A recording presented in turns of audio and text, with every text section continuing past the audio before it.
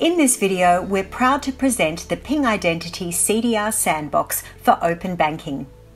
We built this sandbox to help banks accelerate and simplify the deployment of an environment that aligns with the current open banking security profile.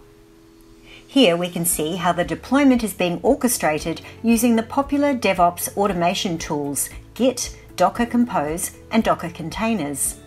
The process starts by pulling the CDR-specific configuration artifacts and containerized product images from the Ping Identity repositories into a local Git repository.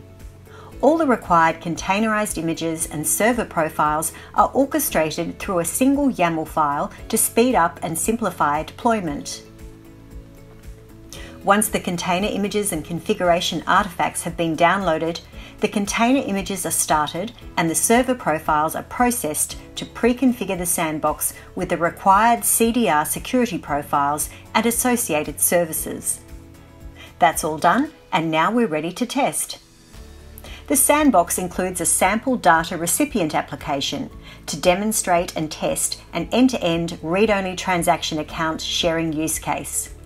This use case implements the CDR Consent Authenticate Authorized Consent flow. Our user Alison wishes to use the A-Link website to analyze her spending patterns to figure out how she can save money each month.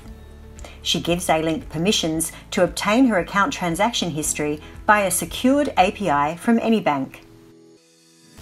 Note that as per the CDR specification, Alison is not required to log into her online account, but verify her identity by submitting a 6-digit one-time passcode issued by any bank.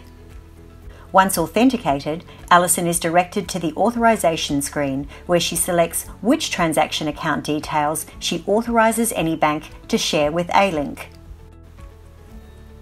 After authorization, we can see the instant result of the authorized consent within the A-Link site and the resultant list of transaction account data that Alison has shared.